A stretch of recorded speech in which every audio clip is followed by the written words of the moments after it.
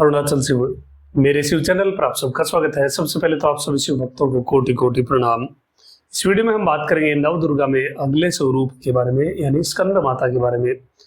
नवरात्रि के 5वें दिन माँ स्कंद माता की पूजा की जाती है और स्कंद माता यानी कार्तिकेय की माता, ये स्वरूप ये नाम से ही आपको ज्ञात हो जाता है। स्कंद माता ये स्कंद को यानी कार्तिकेय स्वामी को, कार्तिकेय भगवान को गोद में लेकर के बैठती हैं। ये स्कंद माता अग्निमंडल की देवता है। स्कंद इनकी गोद में बैठे हुए हैं। इनकी 3 आंखें और 4 भुजाएं हैं। ये शुभ्र वर्णा है और पद्म के आसन पर विराजमान रहती है और पद्म के साथ ही सिंह भी इनका वाहन है, इसलिए सिंह वाहिनी भी है। माँ स्कंद माता जब जो स्वरूप आप देखते हैं तो सदैव ही स्कंद भगवान, कार्तिकेय भगवान इनके गोद में बैठते हैं। अब बात करते हैं सबसे पहले ध्यान मंत्र के बारे में या नमस्कार मंत्र के बारे में। माँ स्कंद माता का जो ध्यान या फिर नमस्कार मंत्र है, प्रार्थना है, वो इस प्रकार है। सिंहासनगता नित्यम पद्मांचित करद्वया शुभदास्तु सदा देवीं स्कंद माता यशस्विनी। ये माता का, स्कंद माता का ध्यान मंत्र है। अब बात करते हैं स्कंद माता के मंत्र के बारे में। वो मंत्र है ओम ह्रीं सह स्कंदमात्रे नमः। ये मंत्र ओम ह्रीं सह स्कंदमात्रे नमः, ओम ह्रीं सह स्कंदमात्रे नमः, इस मंत्र का जाप आपको नवरात्र के 5वें दिन यानी स्कंद माता स्वरूप की पूजा के दौरान आपको करना चाहिए।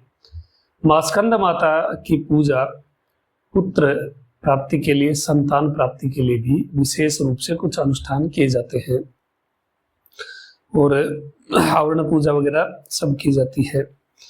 पुत्र प्राप्ति के लिए स्कंद माता की पूजा करें।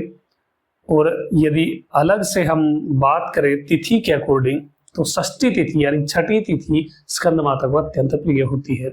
वैसा नवरात्र के 5वें दिन इनकी पूजा होती है, लेकिन पर्टिकुलरली अलग से नवरात्र के अतिरिक्त आपको स्कंद माता की यदि पूजा करनी है तो षष्ठी तिथि को स्कंद माता की पूजा करनी चाहिए और इस मंत्र का जाप करना चाहिए। जिनको संतान प्राप्ति चाहिए या फिर पुत्र प्राप्ति चाहिए, ओम ह्रीं सह स्कंदमात्रे नमः, इस मंत्र का जाप करें।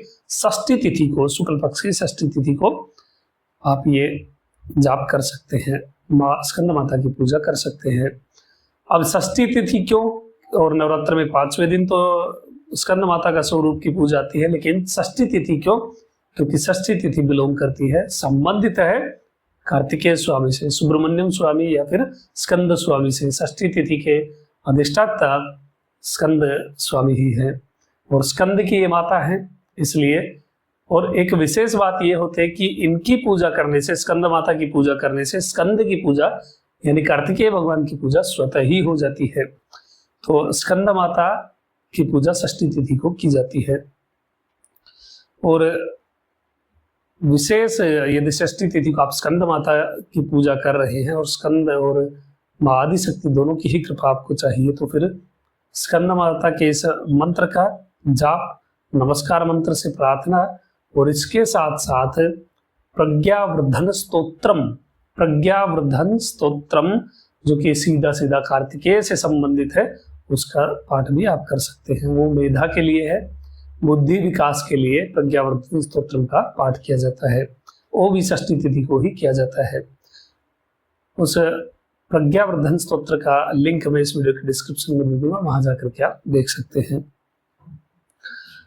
और बात कर लेते हैं विशेष नैवेद्य के बारे में। तो माँ स्कंद माता को विशेष नैवेद्य क्या प्रिय है? अगर तिथि नवरात्र में हम देखें, पंचमी तिथि को फिर केले का भोग लगाया जाता है, केले का नैवेद्य निवेदित किया जाता है। और वार के अनुसार हम देखें तो बुधवार को मक्खन का भोग लगा सकते हैं, गुरुवार को खांड का, जो गन्ने की पीली वाली खांड आती है उससे आप नैवेद्य लगा सकते हैं। और यदि आप नवरात्र के अतिरिक्त आप स्कंद माता की पूजा कर रहे हैं, तब आप षष्ठी तिथि को मधु का यानी शहद का जो नैवेद्य है वो माता को निवेदित कर सकते हैं। तो ये थी जानकारी स्कंद माता के बारे में। अभी तक के लिए इतना ही। आपका दिन शुभ हो। महादेव कृपा करे। अरुणाचल से।